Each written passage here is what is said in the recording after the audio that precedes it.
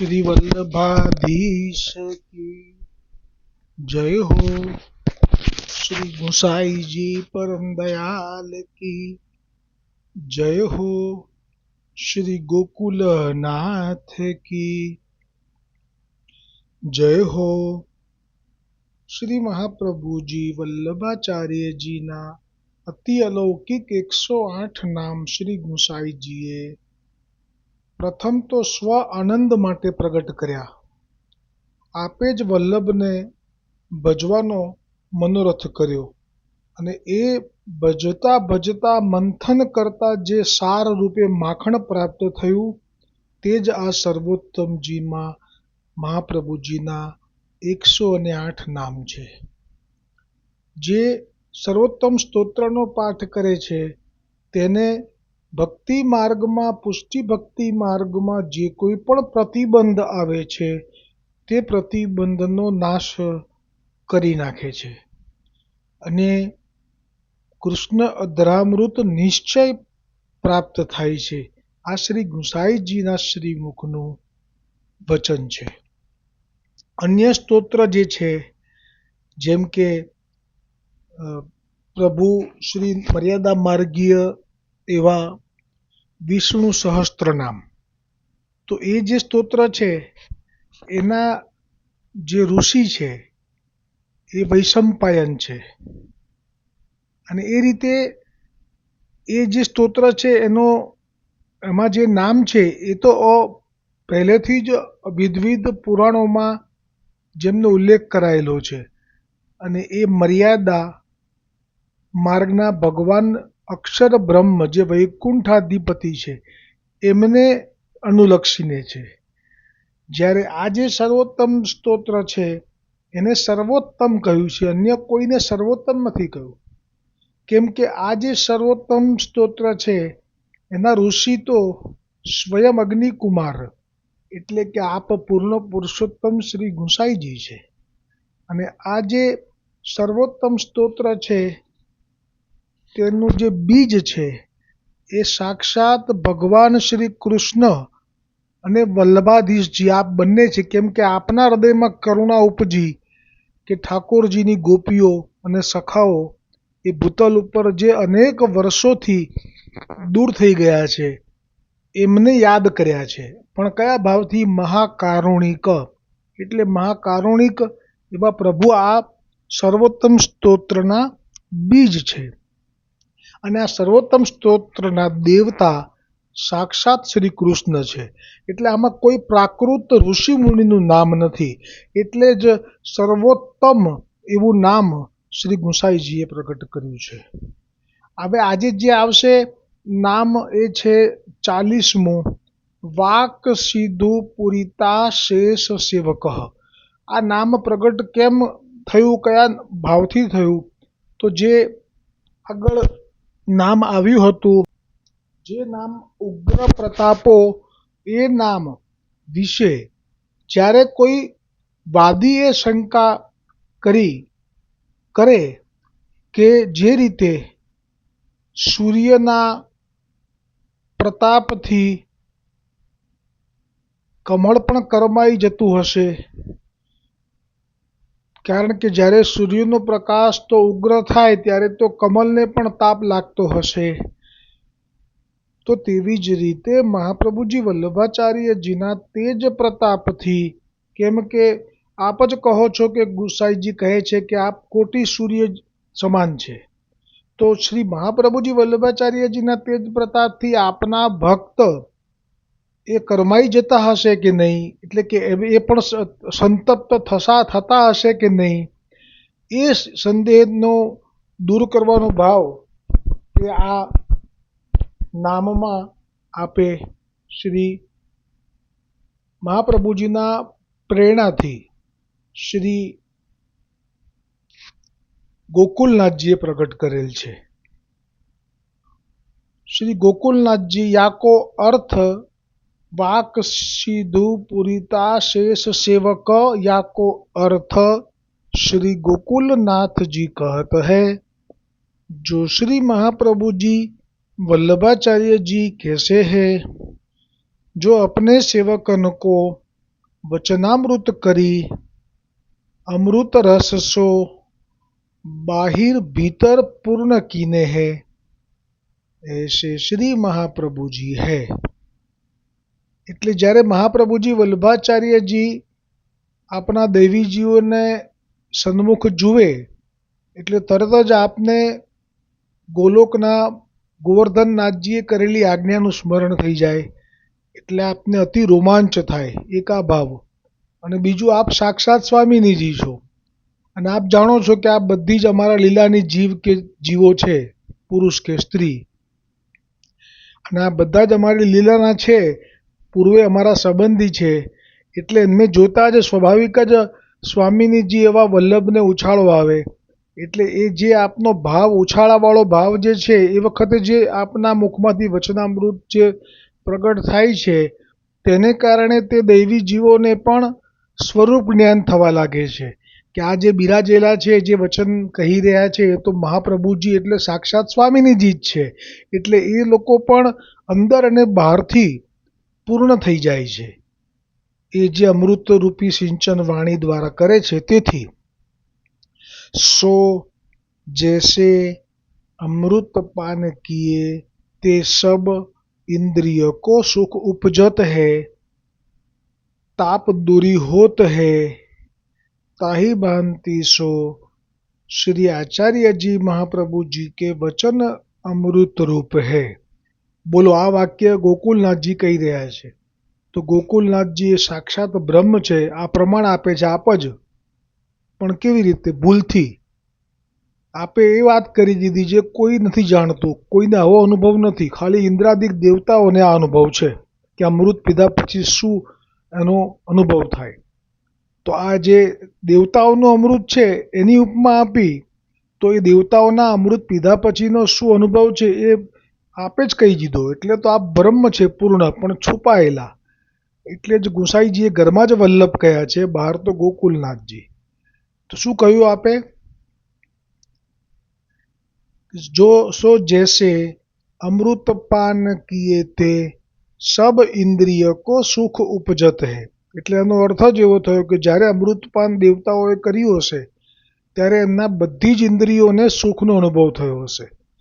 તાપ દૂરી હોત હૈ, તાહી ભાંતિ સો श्री महाप्रभुजी वल्लभाचार्य जी वचन अमृत रूप है, सो अपने सेवकन को बवरामृत रूपी अमृत रस सो बाहिर भीतर पूर्ण किए है, सुखदान करत है, भय ताप दूरी करत है.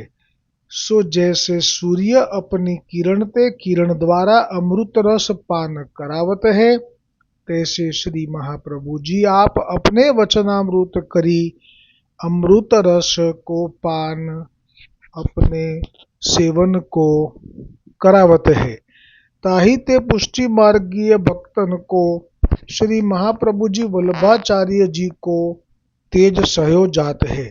એટલે જે આગળ વાદીએ શંકા કરી હતી કે ઉગ્ર પ્રતાપ, આપે જે કહ્યું વલ્લભનું નામ, અને આવો ઉગ્ર પ્રતાપ હોય તો એમના જીવો કેવી રીતે જીરવી શકે? તો એ જીરવવા માટેનું સામર્થ્ય આવી રીતે મહાપ્રભુજી આપના જીવોને આપના વચનામૃત દ્વારા આપે છે, જેથી એ જીરવી શકે છે. એવું અહીંયા સમાધાન કર્યું શ્રી ગોકુલનાથજીએ શ્રી ગુસાઈજીની પ્રેરણાથી. कहते जो सकल पुष्टि भक्तन को वचनामृत रूपी हृदय अमृत रस सो पूरित करत है. श्री महाप्रभु जी तो अमृत रस के भरे ते सेवक सो श्री आचार्य जी महाप्रभु जी को तेज सहयो जात है, अन्यथा सहयो नहीं जातो. अथवा पूरिता शेष सेवक. હવે જે નામ આખું છે એમાં શબ્દો પ્રમાણેના અર્થ પ્રગટ કરે છે ગોકુલનાથજી, કેમ કે નામ જ બહુ મોટું છે. હવે આવે છે તે નામની અંદર પૂરિતા શેષ કેમ કહ્યું? પૂરિતા શેષ સેવક, તો यामे यह जताए जो श्री महाप्रभु जी अपने सेवकन के ऊपर कृपा करी के अपनो आवेश महात्म्य जो ऐश्वर्यादिक खट धर्म सो वचनामृत द्वारा भक्तन के हृदय में स्थापित करत है। એટલે જેમ સુવર્ણ હોય, અરે જેમ લોઢું હોય, પણ એ પારસમણીને સ્પર્શ કરે એટલે પારસમણીના અંદર એવો ભાવ છે કે જે લોઢું મને સ્પર્શે એ સુવર્ણ થઈ જવું જોઈએ. આ સ્વભાવ છે પારસમણીનો. એવી રીતે મહાપ્રભુજી આમ અત્યારે જે દર્શન આપી રહ્યા છે એમાં ઐશ્વર્ય આપે છુપાવી રાખેલું છે, પણ જ્યારે એ ઐશ્વર્ય આપ વચનામૃતથી પ્રગટ કરે છે ત્યારે એ ખટ ધર્મ એટલે આપ જે ઈશ્વરમાં જે 6 ધર્મો છે, વીર્ય, ઐશ્વર્ય કરીને શ્રી વગેરે, એ બધું જ આપ વચનામૃત દ્વારા આપના ભક્તોના એટલે કે દૈવી વૈષ્ણવના હૃદયમાં સ્થાપિત કરી દે છે. તા કરી કે અપને સમાન કરી લીએ હે. મેં કહ્યું એમ કે જે પારસમણી છે એ લોઢાને પોતાના સમાન જ કરી લે છે. આ મહાપ્રભુજીનો સ્વભાવ એવો જ છે કે આપને સમાન કરી લીએ હે. તાતે શ્રી મહાપ્રભુજી કો ઉગ્ર તેજ સયો જાત હે. બીજા કોઈ ત્યાં ઊભા ના રહી શકે, લાંબુ વાત પણ ના કરી શકે, અને જો કરવા જાય તો ગેંગે ફેંફે થઈ જાય. જેમ કે હમણે મહાપ્રભુજી વલ્ભાચાર્યજીનો પ્રસંગ મેં કહ્યો, રામાનંદ પંડિત. એ રામાનંદ પંડિત મહાપ્રભુજીથી શાસ્ત્રાર્થ કરવા ગયો તો આપનો ઉગ્ર પ્રતાપ એવો હતો કે એ શાસ્ત્રાર્થ કરવા માટે બોલવા ગયો, પણ બોલે મનમાં વિચારે જુદું અને બોલાઈ જાય જુદું. અડબડ સડબડ ગરબડ થવા માંડી. એવી રીતે પણ જો દૈવી હોય તો આપના સન્મુખ જરૂર બેસી શકે અને જેટલો લાભ લેવો હોય એટલો લઈ શકે. श्री आचार्य जी महाप्रभु जी को उग्र तेज अन्य सो सयो जात नहीं है। जो है तो तुच्छ जीव, उनमें ऐश्वर्य धर्म नहीं है, कोरे जीव है। क्यों जो अन्य भक्तंशो तो श्री महाप्रभु जी भाषण हूँ नहीं करत है, वचन रूपी अमृत रस को पान करावत नहीं है, કૃપા દ્રષ્ટિ સો અવલોકન નહીં કરત હે. એટલે આપનું જે દ્રષ્ટિ કરવી છે એમાં પણ ભેદ છે. વચનામૃત કરવા છે કે વાત કરવી છે તો એમાંય ભેદ છે. કેમ કે આપ ગોવર્ધનનાથજીને વચન આપીને આવ્યા છે અને ગોવર્ધનનાથજીના જીવો માટે જ આપનું પ્રાગટ્ય છે. એટલે આપ અન્ય જીવો પ્રત્યે દ્રષ્ટિ પણ કરે છે તો એ દ્રષ્ટિમાં પણ કૃપા દ્રષ્ટિ નથી હોતી અને વચનમાં પણ અમૃતરૂપી રસનું પાન નથી કરાવતા. અને જે ષટ ધર્મ છે એ ભક્તોના હૃદયમાં ક્યારેય પણ સ્થાપતા નથી. તાતે અભક્ત તો જીવ હૈ અરુ પુષ્ટિ માર્ગીય ભક્ત સો તો ઈશ્વર હૈ, તીનકે સમાન હૈ. આ બહુ મોટો ભેદ કયો અત્યારે ગોકુલનાથજીએ. કારણ કે જે વૈકુંઠના જીવો છે એમને ઈશ્વર નથી કીધા, કારણ કે એમને તો ચરણો સુધીની ભક્તિ છે, એટલે એમનો અધિકાર ચરણોથી વધારે નથી. જ્યારે અહીંયા તો ઈશ્વર કહી દીધા, કારણ કે પ્રભુની પાસે પતિભાવથી ભજે છે. એટલે પતિનું અડધું અંગ એટલે એમની પત્ની થાય. એટલે જેવી રીતે આપણે સ્વામિનીજી અને ઠાકોરજીને અડધા અડધા ચિત્રમાં એવી રીતે જોઈએ છીએ કે અડધા ઠાકોરજી હોય તો અડધા સ્વામિનીજી હોય, તો એ રીતે જોવા જઈએ તો ઈશ્વર છે. તો એ દ્રષ્ટિ અહીંયા ગોકુલનાથજીએ પ્રગટ કરી કે જે લૈયારા જીવો છે એ તો બધા ઠાકોરજીની અર્ધાંગીની છે, અને જો અર્ધાંગીની છે તો એ પણ ઈશ્વર છે. કેટલી મોટી વાત આપે, કેટલી સહજતાથી શ્રી ગોકુલનાથજીએ પ્રગટ કરી લીધી.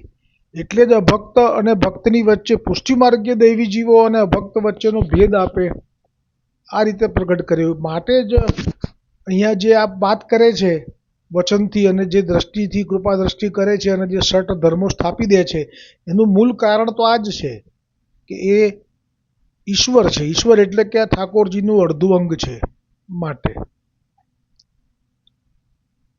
પુષ્ટિ માર્ગ ભક્ત સો તો ઈશ્વર હે તિનકે સમાન હે. તાતે ગોરસ રૂપી ભયો હે, તાકો મંથન કરી સાર રૂપી નવનીત રસ, ભગવદ રૂપી રસ તાકો મંથન કરી નવનીત રૂપી ભગવદ રસ તાકો નિકાસવે કો કોઈ કી સામર્થ્ય. નહીં હતી. હવે વાત આવે છે ધીરે धीरे भागवत जी तरफ। सो भागवत रस वेद समुद्र में मंथन करी श्री व्यास देव जी श्री सुखदेव जी ने श्री भागवत रूपी अमृत नवनीत रूपी प्रकट कियो हो। सो व्यास जी और सुखदेव जी साक्षात भगवद अवतार है। જુઓ ગોકુલનાથજી અહીંયા પણ ચૂકતા નથી, કેમ કે આપણા ઈષ્ટ જે છે એ ભૂતલ પર પ્રગટ થયા એટલે એમની એ અલૌકિક લીલાઓનું જેટલું જરૂરી હતું એટલું જ વર્ણન ભાગવતજીમાં કર્યું છે, કેમ કે આ ગૂઢ સ્વરૂપ છે પૂર્ણ પુરુષોત્તમ, એમના ગોપીજનો સાથેનો જે પ્રેમ છે એ પણ અગોચર છે, એને પ્રગટ નથી કર્યો. કેમ કે પાત્રતા વગર જેવી રીતે પરીક્ષિતે પ્રશ્ન કરી લીધો કે ધર્મની રક્ષા કરવા પ્રગટ થયા હોય તો પર સ્ત્રીઓ સાથે ગમન કેમ કર્યું, આવો પ્રશ્ન એક ખેદ પમાડનારો હતો પરીક્ષિતજીને, અને એટલે જ પરીક્ષિતજીએ પણ ત્યાંથી જ કથા વાળી લીધી. એટલે પરીક્ષિતજી પાસે બધી જ લીલાઓનું વર્ણન છે, આપમાંથી કશું છૂપું નથી, કેમ કે આપ શિવજીનો અવતાર છો, આપ પણ બ્રહ્મ છો, અને આપ જ ઠાકોરજીની સાથે અર્ધાંગીની રૂપે સાક્ષાત સ્વામિનીજી છો. સ્વામિનીજી એ શિવ છે, આ હું નથી કહેતો, હું પ્રમાણ સાથે અત્યારે શાસ્ત્રનું નામ લઉં છું અને પછી કહું. જેમ કે જે બ્રહ્માંડ પુરાણમાં 2/42.46 એવું લખ્યું છે, એટલે કયો સ્કંદ કે કયો સર્ગ છે એ મને નથી ખબર, પણ આ પ્રમાણ છે કે સનાતની અર્થાત અવિનાશી પરમેશ્વરી શ્રી રાધિકા સ્વયં પરબ્રહ્મ શિવ ही है। અને બીજું એક પુરાણ છે નારદ પુરાણમ, એમાં ઉત્તરાર્ધમાં 59મો જે શ્લોક છે કે જે આવતો હોય ક્રમ 59મો, એમાં કહ્યું છે નારદ મુનિએ તથા શિવો વા રાધિકા સ્વયં, એટલે જ શ્રી ગોકુલનાથજી આપ જ્યારે શ્રી મુખથી વચન ઉચ્ચારે છે ત્યારે તો આપ સ્પષ્ટ કહે છે કે શ્રી વ્યાસજી और श्री सुखदेवजी साक्षात ભગવદા અવતાર હે। અને આ ગોકુલનાથજીનું વચન કેવી રીતે મિથ્યા હોય, અને શ્રી સુખદેવજીનો પ્રસંગ પણ જે અન્ય પુરાણમાં એમનું પ્રાગટ્ય થયું છે એ શિવજીથી થયું છે એ પણ આવે છે. અને એટલા માટે તો જે સુખદેવજી છે એમણે રાધાજીનું નામ જ ભાગવતજીમાં ક્યાંય ન લીધું, એની પાછળ પણ એ જ ભાવ છે કે આપ પોતે જ છે ત્યાં ઠાકોરજીની સાથે. મહાપ્રભુજી પોતે પણ સ્વામિનીજી છે. મહાપ્રભુજી આ બ્રહ્મ છે પરમ, એવું તો વલ્લભ સાખીમાં કહ્યું 33 અને 34મી સાખીમાં, જેમાં પહેલાં કહ્યું કે લક્ષ્મણ ગૃહ પ્રગટ ભય, અને કહ્યું કે સાક્ષાત પરડ બ્રહ્મ. એટલે પરડ બ્રહ્મ એક જ હોય ને, બે ના હોય, હા સ્વરૂપ બદલાય. જેમ કે મર્યાદા વિષ્ણુ ભગવાન છે એ કે છે મારો આત્મા છે શિવ, જ્યારે પણ આવશે પ્રસંગો ભાગવતજીના શરૂ કરીશું વ્યાસજીથી, ત્યારે આ એવું કહેશે વિષ્ણુ કે શિવ એ મારો આત્મા છે. જ્યારે પુષ્ટિ માર્ગમાં જે મહાપ્રભુજી વલ્લભાચાર્યજી છે એ તો સ્વામિનીજી છે, પણ એ પણ પરળ બ્રહ્મ છે, પણ એમનું સ્વરૂપ જે છે એ પૂર્ણ પુરુષોત્તમ ગોવર્ધનનાથજી એમ કહે છે કે એ મારા મુખારવિંદથી પ્રગટ થયું છે, એટલે એ મારા મુખારવિંદ સ્વરૂપ છે. એટલે એનો ભાવ થયો કે જે શિવજી છે એ આત્મા સંબંધી વધારે સુખમાં માને છે, જેથી એમના નિર્ગુણ નિરાકાર અને સગુણ સાકાર બેમાં સરખો ભાવ છે, એટલે બે બાજુ એ ડોલે છે. પણ સ્વામિનીજી તો માત્ર ને માત્ર ગોવર્ધનનાથજીના મુખારવિંદથી આસક્ત છે, એટલે જ એમનું પ્રાગટ્ય મુખારવિંદથી થયું છે. અને હવે એક પહેલી તમને આપું છું, એનો જવાબ તમે મેળવજો અને પછી માણજો. સુરદાસજીનું પ્રાગટ્ય જે ગોકુલનાથજીએ અષ્ટ સખાઓના જે પ્રાગટ્યોનું વર્ણન કર્યું છે, એમાં સુરદાસજીનું પ્રાગટ્ય એ ગોવર્ધનનાથજીના કયા શ્રી અંગમાંથી થયું છે એ જાણજો અને પછી મણાય તો માણજો. હવે આ જે મહાપ્રભુજી જે છે એ પાછા પરળ બ્રહ્મ છે એવું સાબિત છેલ્લે ક્યારે કર્યું, તો કે છેલ્લે જ્યારે એમણે 40 દિવસનો ઉપવાસ કર્યો તે વખતે જે વસ્ત્રહીન થયા એ પણ આપનું પરળ બ્રહ્મપણું સિદ્ધ કરવા માટે પૂરતું છે. આ જ સુખદેવજી અને વ્યાસજી માટે આપે સ્પષ્ટ કહ્યું કે તે સાક્ષાત ભગવદ अवतार छे। मंथन करने को सुखदेव जी सामर्थ्यवान है, ताते श्री भागवत रूपी अमृत समुद्र है, सो काहे ते जो श्री भागवत में भगवद चरित्र ही है, अन्य पदार्थ कछु नहीं है। ताते संपूर्ण भागवत अमृत रूप ही है। क्यों? जो अमृत ते कोई पदार्थ उत्तम नहीं है। क्यों? जो दूध है सो अमृत है। जो આજે દૂધની પણ વાત કરી લીધી ગોકુલનાથજીએ કે દૂધ એ અમૃત છે. એટલે અત્યારે જે પણ સાયન્ટિફિક જે નવા ડૉક્ટરો પેદા થયા છે અને એ દૂધને પણ હવે તો બંધ કરાવવા માટે અધીરા થયા છે, તો એવા કોઈ ભ્રામક માન્યતાઓમાં આવતા નહીં. આમાં એ ગાયનું દૂધ એ અમૃત કીધું છે અને આ ગાયનું દૂધ અમૃતમય જે છે, જેને સાચું ગાયનું દૂધ પીવું હોય, અમૂલનું નહીં, અમૂલનું તો 33 રૂપિયાનું 500 ml આવે છે. આ વાત વચ્ચે ના કરાય પણ કરી લઉં છું, કારણ કે ગાય એ માતા છે, એમનું દૂધ એ અમૃત છે એવું ગોકુલનાથજી બોલ્યા છે. એટલે એક હું લાભ મળે, અમારા અમદાવાદના સેટેલાઇટના વ્રજધામના આજુબાજુના વૈષ્ણવો પણ મારી સાથે જોડાયેલા છે ઘણા બધા. 2 ગ્રુપ છે વ્રજધામના. એ સૌને પણ જો ગાયનું સાચું દૂધ પીવું હોય તો આપણા વ્રજધામથી જે લોટસ સ્કૂલ તરફ જઈએ છીએ, તે લોટસ સ્કૂલથી સહેજ આગળ જે 4 રસ્તા આવે, બસ એ ક્રોસ કરી ડાબા હાથે જ શ્રીજી ડેરી ફાર્મ છે. એ લોકોનું પોતાનું જ અમદાવાદથી નજીક એક ગામ છે, થોળ કેવું કંઈક, ત્યાં એમની અનેક ગાયો છે, ભેંસો છે. એમનું ગાયોનું દૂધ એ 37 રૂપિયે 500 ml વેચે છે, જ્યારે અમૂલવાળા 33 રૂપિયે વેચે છે. પણ તમે એક વખત એ દૂધને જો ઠાકોરજીને ધરીને લેશો તો તમે જીવનમાં કોઈ દિવસ બીજી દવાઓ પણ ઓછી થઈ જશે. અને આ દૂધનો પ્રતાપ જ એવો છે કે ત્યાં જ્યારે આવે છે ત્યારે સાંજના 8:50 એમની ગાડી આવે છે અનેક કેનો ભરીને. એ લેવા માટે 50થી 60 લોકો તો ડોલચા લઈને રાહ જોતા હોય છે, કૂપન ફડાઈને કે મારો નંબર પહેલો, પેલો કે 35મો, પેલો કે 50મો. આવો ત્યાંનો મહિમા છે. અને જલવો હોય છે દૂધનો, ગાયના દૂધનો પણ જલવો મેં જોયો છે. એ હમણાં જ મને પ્રાપ્ત થયું થોડાક સમય પહેલાં કે અહીંયાની વસ્તુ જુદી છે. તો આ પણ એક લાભ લેવો હોય તો જરૂરથી લઈ શકો છો. તો અહીંયા કહે છે ગોકુલનાથજી કે, અને ઘરે પણ ડિલિવરી આપે છે એ લોકો, પણ એ બીજે દિવસે સવારે આવે. એટલે એવું મારે થતું હતું, અત્યાર સુધી મને ખબર નહોતી કે સાંજે આવી જાય છે. પણ સાંજનું પછી સવારે લઈએ ને પછી આપણે રાત્રે વાપરીએ ક્યારેક વધેલું ગરમ કરીને, તો એમાં પછી એનો આનંદ ના રહે. ક્યારેક ક્યારેક તકલીફ પડતી, એટલે હું પહોંચી જાઉં છું 8:50 9 સુધીમાં આવી જાય છે. તો જેના લાભ લેવો હોય એના માટે આટલું મેં વચ્ચે વાત કાઢી, ના કાઢવી જોઈએ પણ કાઢી. કેમ કે ગોકુલનાથજીએ સ્પષ્ટ કહી દીધું કે क्यों जो दूध है सो अमृत है, और दूध को जो सार सर्वोपरि अमृत रूपी नवनीत है. અને દૂધનો જે સાર છે એ માખણ છે.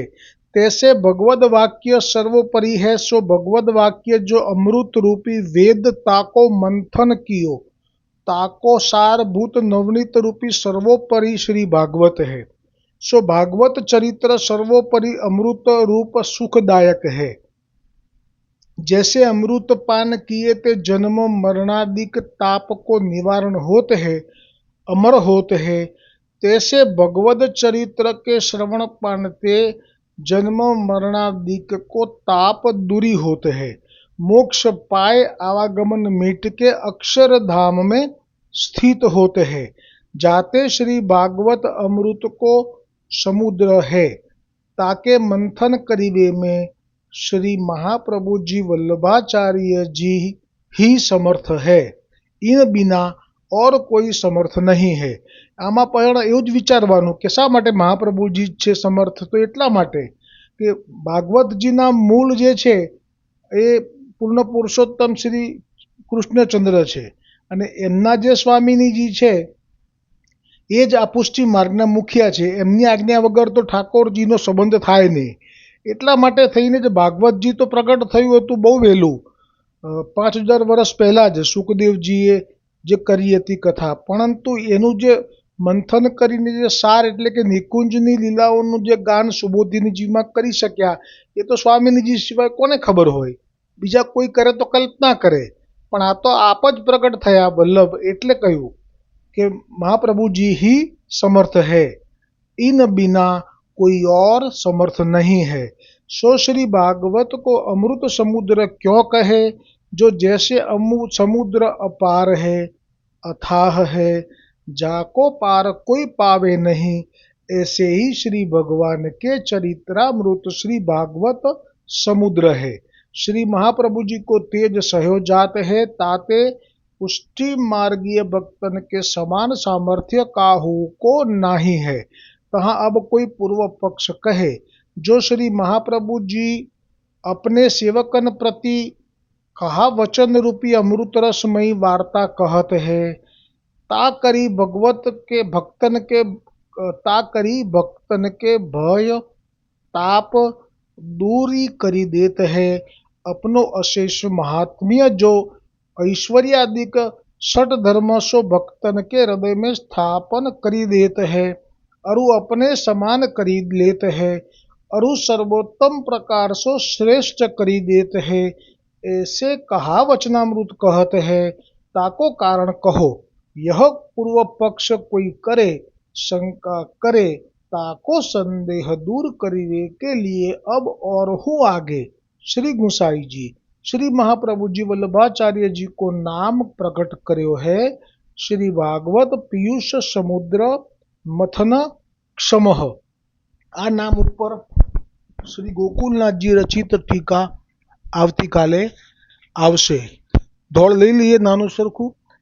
શ્રી વલ્લભ ને શરણે જઈને રહીએ આનંદમાં, સેવું સદા હું તો વ્રજના ધણી, સેવું સદા હું તો વ્રજના ધણી, માગું એટલું વૈષ્ણવનો સંગ થાય, તન મનના દોષ જાય, મિથ્યા પ્રપંચ મારા જાય ટળી, મિથ્યા પ્રપંચ મારા જાય ટળી, માગું એટલું ગોવિંદના ગુણ ગાઉં, બીજે હું કદી ન જાઉં, ગોકુલમાં વાસ મને આપો હરી, ગોકુલમાં વાસ મને આપો હરી, માગું એટલું સેવું શ્રી યમુના માય, પ્રેમથી હું લાગુ પાય, આશ્રય દ્રઢ થાય એવી આશા ધરી, આશ્રય દ્રઢ થાય એવી આશા ધરી, માગું એટલું વલ્લભને શરણે જઈને રહીએ આનંદમાં, તજાઓ અભિમાન આપો વિરહ દાન, દાસ કેરી દાસી મને જાણો હરી, દાસ કેરી દાસી મને જાણો હરી, માગું એટલું વલ્લભને શરણે જઈને રહીએ આનંદમાં। બોલો શ્રી ગોવર્ધનનાથ કી જય, વલ્લભાધીશ કી જય, ગુસાઈજી પરમ દયાલ કી જય, ગોકુલનાથ કી જય।